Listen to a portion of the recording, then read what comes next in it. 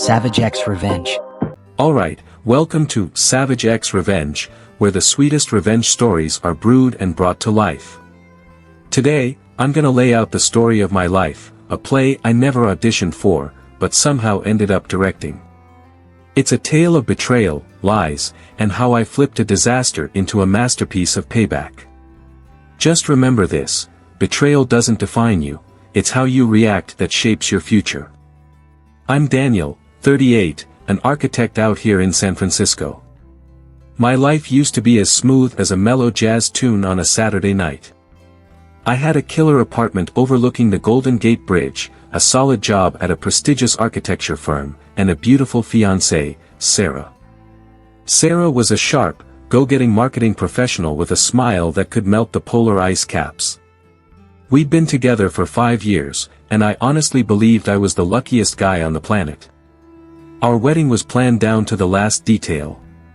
From the swanky venue in Napa Valley and a gourmet menu crafted by a celebrity chef, to the custom-designed dress from a top designer, everything was perfect. I poured my heart and soul, and a boatload of cash, into this wedding, because I wanted to give Sarah a day she'd never forget, a memory she'd cherish for the rest of her life. But life always throws you curveballs you never see coming. One Tuesday afternoon, I decided to swing by the Grind coffee shop near the office to get some work done. It's my usual spot, quiet, cozy, with comfy leather chairs and a killer jazz playlist.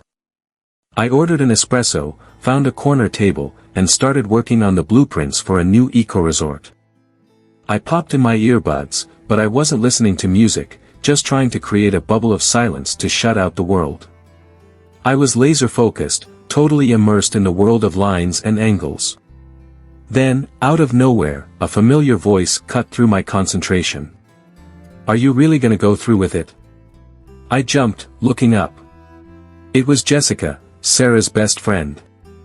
I hadn't even noticed her come in. I was about to turn around and say hi, but then I heard another voice, Sarah's voice, and something in her tone stopped me dead in my tracks. "Of course, honey," Sarah said, with a totally smug tone. You should have seen his face when he was droning on about the honeymoon. Bali this, Bali that, while I'm picturing myself on the back of Jake's bike, riding off into the sunset. I froze. Jake? Who the hell was Jake? My stomach felt like someone had just tied it in a knot. I tried to stay calm and listen closely. "You and Jake planned your own honeymoon?" Jessica asked, with a hint of disbelief in her voice. "Duh," Sarah replied, her voice dripping with this sickening sweetness. "He's got that bad boy vibe that makes my heart race, and other things too, if you catch my drift." What the hell was going on? My mind was racing. Who was Sarah talking about? And why was she mentioning a honeymoon with another guy?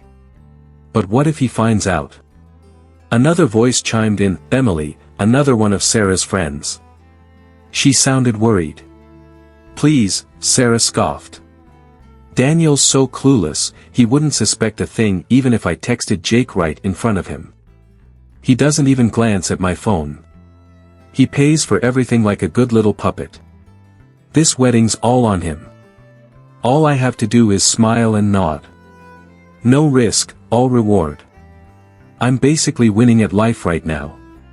The three of them burst out laughing, and the sound echoed through the coffee shop like knives twisting in my gut.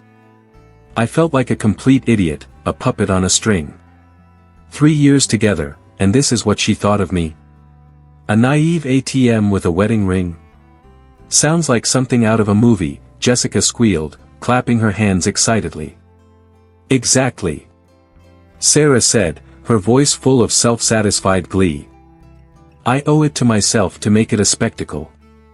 Picture this, I'm standing at the altar, veil and all, I pause dramatically, then, bam.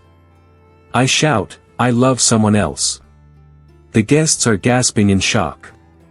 Totally awesome," Emily exclaimed. "Then, outside the church, you guys will hear the roar of Jake's motorcycle," Sarah continued, practically vibrating with excitement. I ditch the bouquet, run out in my wedding dress, and hop on his bike. We'll peel out, leaving the crowd screaming. It'll be a viral moment. Amazing. Jessica cheered. You guys will film the whole thing, Sarah said.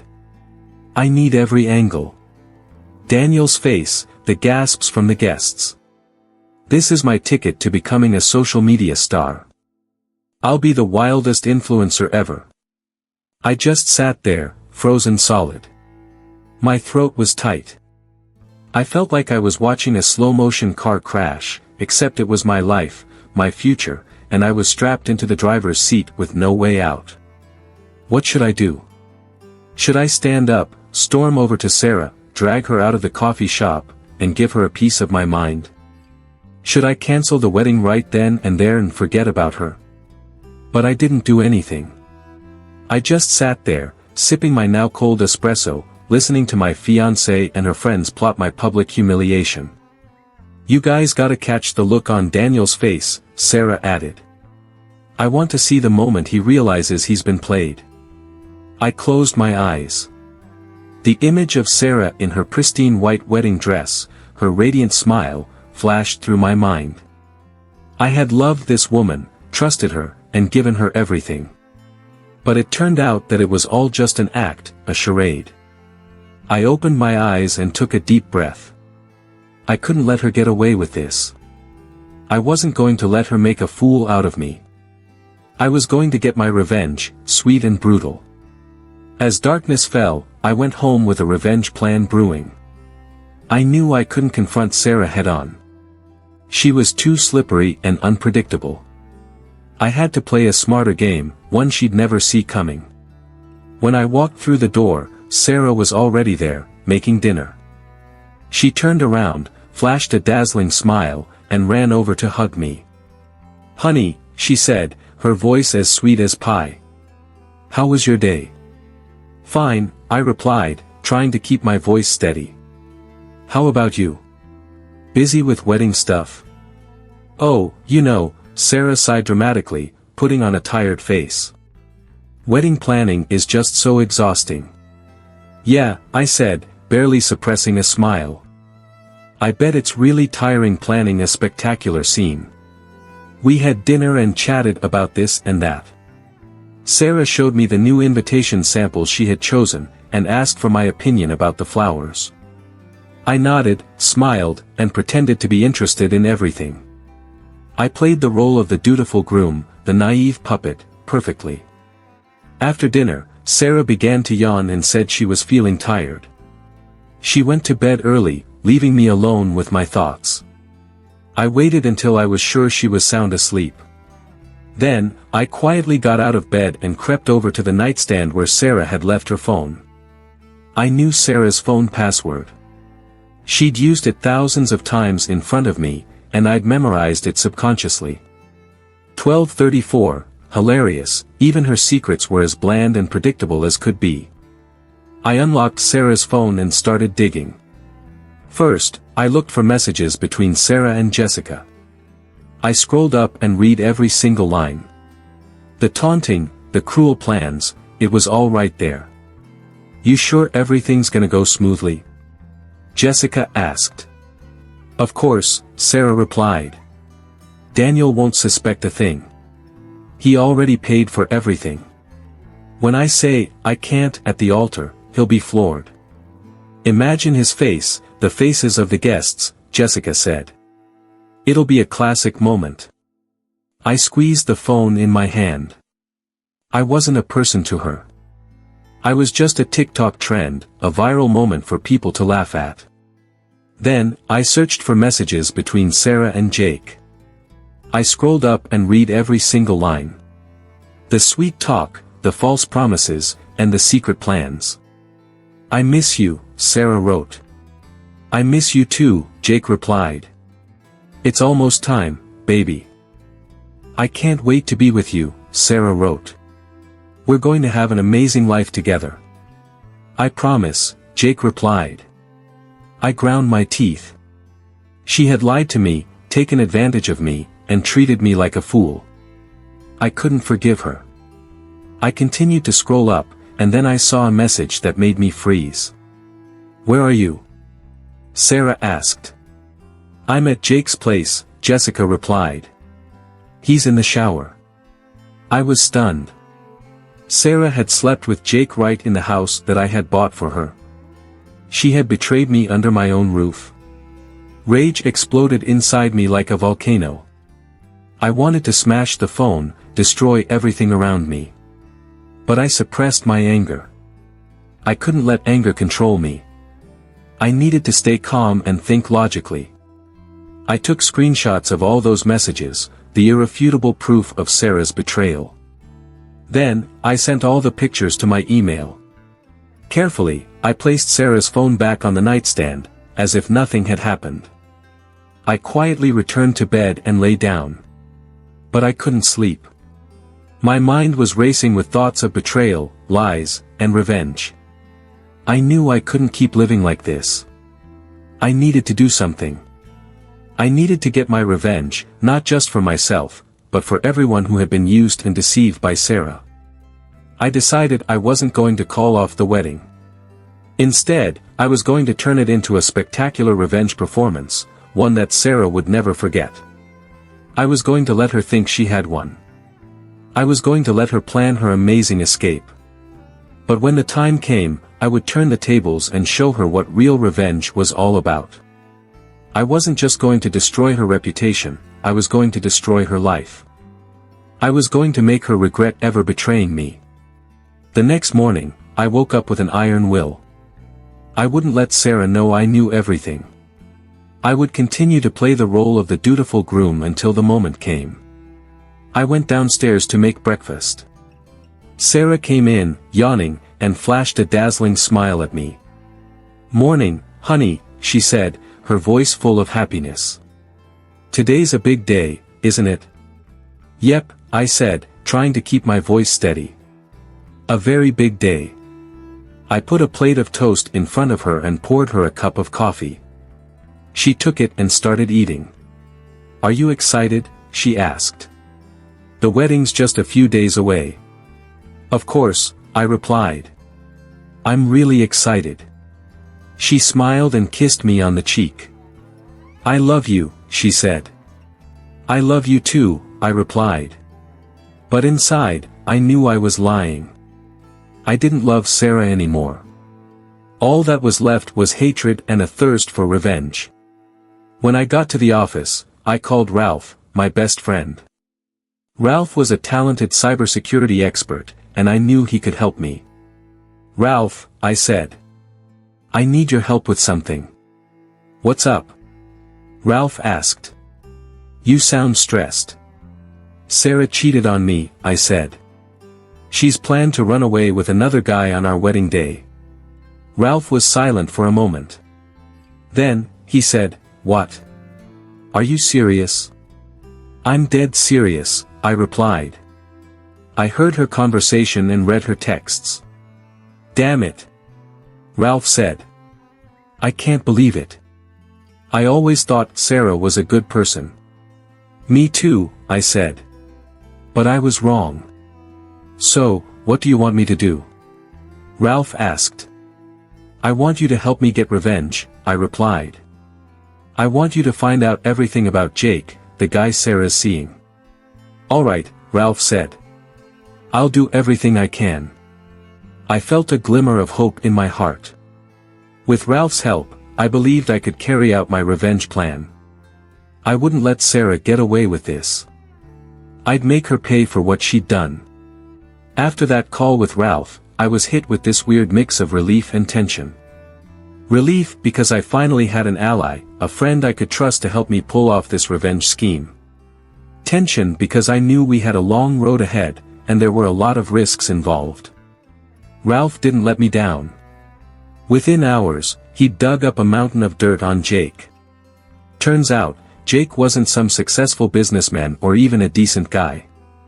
He was a total con artist, a dirtbag with a long rap sheet of scams and heartbreaks. He'd been arrested for theft and fraud, and had a restraining order out against him from some woman he'd assaulted. But the thing that really floored me was that Jake wasn't just playing Sarah. He was also seeing another woman named Kathleen. Kathleen was a tattoo artist, a tough and independent chick with a rough past. She was part of a local biker club and had a complicated thing going on with this huge, heavily tattooed dude who went by the nickname Butcher. Ralph sent me some of the texts between Jake and Kathleen.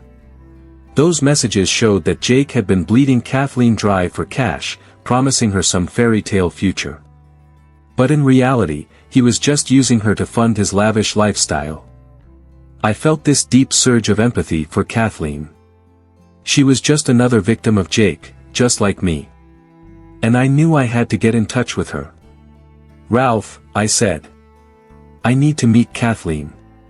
"You sure about that?" Ralph asked, sounding worried. "She's part of a biker club. You really want to get mixed up with those kind of people?" "I don't have a choice," I replied. "I need to tell her the truth about Jake. And I think she might be able to help me get revenge." Ralph sighed. "All right," he said. "I'll figure out a way for you to contact her." Ralph managed to get Kathleen's phone number from Jake's contacts. I hesitated for a second before dialing. I didn't know what to say to her. I was afraid she wouldn't believe me, or even worse, that she'd react violently. But in the end, I decided to make the call. "Hello." A raspy voice answered on the other end. "Hi Kathleen," I said. "This is Daniel, Sarah's fiancé." Silence. I could hear her breathing on the other end of the line. "I know who you are," she said, her voice cold as ice. "Jake told me about you. You're the rich sucker she's playing." I gritted my teeth. I didn't appreciate the way she was talking about me. But I knew I needed to stay calm. "I'm not a sucker," I said. "I know the truth about Jake and Sarah. I know they're both lying to me and to you." More silence. I could feel her suspicion through the phone. "You got proof?" she asked. "Yeah," I replied. "I got texts, pictures, everything. I can show you if you want." She was quiet for a moment. Then she said, "Where do we meet?" We agreed to meet at a local biker bar called the Iron Horse. The place was a total dive, dark and grimy, with motorcycles parked all over the place, and a bunch of big, tattooed dudes drinking beer and playing pool inside. I was seriously nervous walking into that place. I felt like I'd stepped into another world. I was an architect, a sophisticated and polished guy. I wasn't used to places like this. Kathleen was waiting for me in a dark corner of the bar. She was a striking woman, with long black hair and piercing blue eyes. She was wearing a tight leather jacket, ripped jeans, and high-heeled boots. "You Daniel?" she asked. "Yeah, that's me," I replied. She nodded and pointed to a chair across from her. I sat down, feeling like a lamb being led to the slaughter. "Show me the proof," she said, her voice totally unfriendly. I pulled out my phone and showed her the text messages between Sarah and Jake. She read every single one, her face growing angrier with each line. "That son of a bitch," she exclaimed. "I'm gonna kill him." "I know," I said. "I want to kill him too." She looked up at me. "So what do you want?" she asked. "I want revenge," I replied. "I want to destroy Jake and Sarah's lives." She smirked, a cold and ruthless smile. "I like the way you think," she said. "I can help you with that." I was genuinely surprised. I hadn't expected her to agree to help me. "Really?" I asked. "Yeah," she replied. "I got some friends who can help us out. They don't like Jake too much." "Who are they?" I asked. "They're members of my biker club," she said. "And they're real good at making trouble." I hesitated for a moment. I wasn't sure I wanted to get mixed up with people like that. But I knew I needed to do whatever it took to get my revenge. "All right," I said. "I'm in." Kathleen smiled. "Awesome," she said. "Let's start making a plan." Over the next few hours, we mapped out a detailed plan to get back at Jake and Sarah. We'd use Kathleen's friends to gather more information about Jake. We'd figure out a way to expose him in front of Sarah and Kathleen. And we'd do everything we could to ruin their lives. When I left the bar, I was feeling both scared and exhilarated. Scared because I didn't know what I was getting myself into. Exhilarated because I knew I was on the path to revenge. I had an unlikely ally, a tough and independent woman with friends who could cause a whole lot of trouble. And I knew that, together, we were going to make Jake and Sarah pay for what they had done. A few days later, Kathleen contacted me again. She had managed to dig up an incredible amount of information on Jake. Turns out, Jake wasn't just screwing around on Sarah and Kathleen. He also owed a lot of money to some very dangerous people. "We can use this info against him," Kathleen said. "We can let those guys know where he is, and let them handle him." "I don't know," I said. "I don't want to get involved in something like that." "I get it," Kathleen said. "But sometimes you gotta do things you don't want to do to get what you need." I thought a lot about what Kathleen had said. I knew she was right. If I wanted to get my revenge on Jake, I needed to be willing to do whatever it took. "All right," I said. "Let's do it." Kathleen smiled. "Perfect," she said. "I'll make contact with those guys." Over the next few days, things moved fast. The people Jake owed money to found him and started shaking him down. Jake tried to run, but they caught him and beat him pretty badly. I felt a little guilty when I heard about what had happened to Jake. But I knew he deserved it. He'd lied and cheated to so many people, and he'd finally paid the price. But I knew I wasn't finished yet. I still needed to get my revenge on Sarah. And I had the perfect plan. The day of my wedding to Sarah arrived. I tried to stay calm, but I couldn't stop shaking. I knew that today was the day everything would change. I stood at the altar, watching Sarah walk down the aisle. She was wearing a gorgeous white dress, and she looked more radiant than ever. But I didn't feel love for her anymore. All I felt was hatred and a thirst for revenge. When Sarah reached me, she smiled. I tried to smile back, but I knew it looked forced. The priest began to read the vows. I listened absently, knowing that these words meant nothing. "Do you, Sarah, take Daniel to be your lawfully wedded husband, to love, honor, and cherish him for as long as you both shall live?" The priest asked Sarah. Sarah was silent for a moment. Then she said, "I can't." I almost cracked a smile. My plan was working perfectly. "What?" the priest asked, looking surprised. "I can't," Sarah repeated. "I don't love Daniel. I love someone else." The guests started whispering. Sarah looked around, a smug look on her face. "I'm sorry," she said. "But I can't marry you. I love Jake." And right then, the sound of a motorcycle engine roared from outside the church. Jake had arrived. Sarah smiled and ran toward Jake. She jumped on his motorcycle, and they sped off, leaving me and all the guests staring in disbelief. I had let Sarah believe she had won. I had let her plan her dramatic escape. But now, I was going to turn the tables. I pulled out my phone and dialed a number. "Now," I said. And right then, Kathleen and her biker friends appeared. They blocked Jake and Sarah's path and started beating the hell out of Jake. Sarah tried to intervene, but they shoved her aside and kept pounding on Jake. I just stood there, watching Jake get brutally beaten. I didn't feel a shred of sympathy for him. He deserved it. After they'd beaten Jake beyond recognition, Kathleen approached me. "What do you want us to do with her?" she asked, pointing at Sarah. I thought for a moment. I could have asked them to beat Sarah, or even kill her. But I didn't want to do that. I wanted to get my revenge on Sarah another way. "I want her to live with shame and regret for the rest of her life," I said. I want her to know that she threw away a good man, and that she'll never find anyone who'll love her the way I did." Kathleen smirked. "I understand," she said. "We'll take care of it." Kathleen and her biker friends grabbed Sarah and took her to a secret location. There, they shaved her head, tattooed an insulting image on her forehead, and took nude photos of her. Then, they released those photos onto the internet. Sarah became a laughingstock around the world.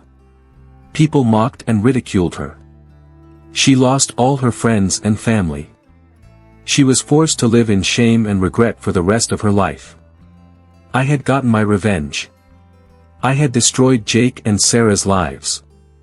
I felt a deep sense of satisfaction. But I also felt a bit sad. I had lost someone I had once loved. And I had become someone I no longer recognized. But I knew I had done the right thing. I had protected myself and the people I cared about. And I had shown Jake and Sarah that they couldn't get away with what they had done. I had become a monster. But I was a monster with a reason. I used to be a mild-mannered, timid guy. But after everything that happened, I became stronger and more decisive. I'd learned a valuable lesson: never trust anyone completely. Everyone is capable of betraying you. And if someone betrays you, get your revenge, brutally. Don't let them get away with it. After Kathleen and her crew took off, I stood there in the empty church, all alone in the wreckage of what was supposed to be the happiest day of my life. The smell of dead flowers, the whispers of the few guests who stuck around, it all painted this messed up picture that perfectly mirrored how I was feeling inside. I knew I had to get out of there. I didn't want to explain, I didn't want to face the pitying or curious stares. I just wanted to disappear, at least for a while. I called Ralph. "It's done," I said, my voice hoarse. "You okay?" Ralph asked, sounding worried. "I don't know," I replied. "I need somewhere to go. Somewhere far away." "I get it," Ralph said. "I'll book you a flight. Go to Bali. You always wanted to go there, right?" Bali. The place Sarah had dreamed about for our honeymoon. The irony was brutal. "All right," I said. "Book the ticket." A few hours later, I was sitting on a plane, heading east. I had no idea where I was going, or what I'd do when I got there. All I knew was that I needed to get out of San Francisco, needed to get away from all the memories of Sarah. During the flight, I couldn't stop replaying everything that had happened. I'd gotten my revenge on Sarah, ruthlessly and completely. But I still didn't feel happy. I still felt empty and alone. Had I done the right thing? Should I have forgiven Sarah and just moved on? Or had I done what I needed to do to protect myself? I didn't have the answers. Maybe I never would. When the plane landed in Bali, I felt a tiny spark of hope flicker inside me. Maybe here, in this beautiful, unfamiliar place, I could start over. I checked into a beachfront resort and rented a small villa with a private pool. I spent the first few days just sleeping, eating, and swimming. I tried not to think about Sarah, tried not to think about the past. But the memories kept flooding back, haunting me in my dreams, torturing me when I was awake. I couldn't escape myself. One evening, I was sitting on the beach, watching the sunset. The sky was blazing with orange, pink, and purple. It was a beautiful sight, but I didn't feel anything. "You look sad," a voice said beside me. I turned and saw a woman standing there.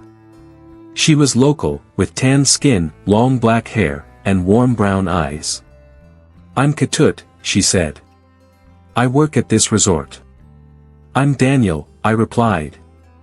"You come here for vacation?" she asked. "I don't know," I said. "I came here to run away." Ketut nodded. "I understand," she said. "Sometimes we need to run away to find ourselves." I looked at her, surprised. How did she know? "I can help you," Ketut said. "I can show you the beauty of Bali. I can help you find peace. I hesitated for a moment. I didn't trust anyone anymore. But there was something about Ketut that made me feel safe. "All right," I said. "Help me." Over the next few days, Ketut showed me a Bali I'd never known existed. She took me to ancient temples, lush rice paddies, and cascading waterfalls. She introduced me to friendly and welcoming locals. I learned how to meditate, how to cook traditional food, how to play local instruments. I felt a deep connection with nature and with the people. I started to forget about Sarah, started to forget about the past. I started to find peace in my soul. One evening, I was sitting with Ketut on the beach, watching fireflies dance in the air. "You've changed," Ketut said. "You don't look sad anymore."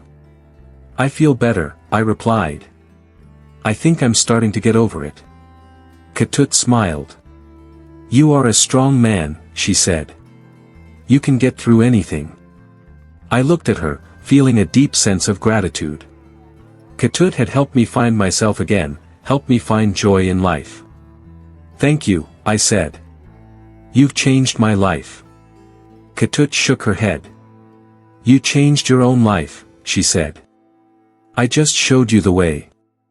I hugged Ketut. I didn't know if I loved her. But I knew that she was a special friend, someone who had come into my life at the right time to save me. I stayed in Bali for several months. I learned a lot about myself, about life, and about love. I learned that forgiveness was important, but that sometimes we need to protect ourselves from people who intend to hurt us. I decided to go back to San Francisco. I knew I couldn't run from my past forever. I needed to face it and move on. When I got back, I contacted Ralph. He was so glad to hear that I was okay. "You won't believe what happened while you were gone," Ralph said. "Things got even uglier than you thought." "What do you mean?" I asked. "After you left, Sarah tried to sue you for defamation and invasion of privacy," Ralph said. "She said you spread false information about her and illegally hacked into her phone." I gritted my teeth. She still wasn't giving up.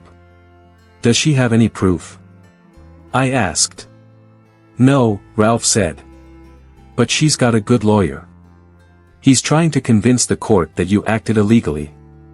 "What are we gonna do?" I asked. "We have to prove that she's lying," Ralph said. "We have to show the court that she's the one who's guilty." Ralph worked tirelessly to gather evidence proving my innocence. He found texts, images, and videos that showed Sarah had planned to betray me all along. He also found witnesses who were willing to testify against her. Finally, we went to court. Sarah showed up looking completely different. She'd shaved her head, removed the tattoo from her forehead, and was wearing a conservative dress. She looked like a different person.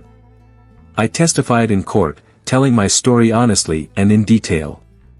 I showed the court the texts, images, and videos that proved my innocence. Sarah also testified, but she lied. She tried to blame me for everything. She said I was jealous and controlling, and that I had acted violently towards her. But the court didn't believe her. My evidence was too strong, and her lies were too obvious. In the end, the court ruled in my favor. They dismissed Sarah's lawsuit and declared me innocent. Sarah cried and begged, but no one cared. She had lost everything, her reputation, her friends, her family, and her money. She was forced to live in shame and regret for the rest of her life. I had won. I had gotten my revenge on Sarah and protected myself. But this victory didn't bring me joy. I still felt empty and alone. I realized that revenge wasn't the answer. It couldn't bring me happiness, it couldn't fill the void in my soul. I decided to forgive Sarah. I didn't forget what she had done, but I no longer hated her. I realized that forgiveness was the most important thing. It helps us release ourselves from negative emotions, and it helps us move on with our lives. I started rebuilding my life. I focused on my work, spent time with my family and friends, and pursued new hobbies. I learned how to love myself, how to trust myself, and how to live a meaningful life. I became a stronger, more independent, and happier man. I had overcome Sarah's betrayal, and I had come out stronger than ever. A year later, I met a new woman. She was an artist, a talented and beautiful woman with a kind heart. She loved me for who I was, and she helped me believe in love again. We got married, and we had a happy life together. I had found true love, and I knew that anything was possible. My story has a happy ending. But not everyone is so lucky. There are so many people who have been betrayed, lied to, and abandoned. There are so many people who are suffering from pain and despair. I want to say to those people, don't give up. Believe in yourself, seek help, and remember that you are not alone. You can get through anything. You can find happiness, even after you've been through the worst. Remember this saying, betrayal doesn't define you, it's how you react that shapes your future. And don't forget that, sometimes, the sweetest revenge is living a life so good that your enemies can't even imagine it. Have you ever wondered if the people who hurt us are truly happy? Whether their betrayal really brings them anything good? Or if, in the end, they just drown in loneliness and regret? And is forgiveness the greatest gift we can give, not only to others but to ourselves?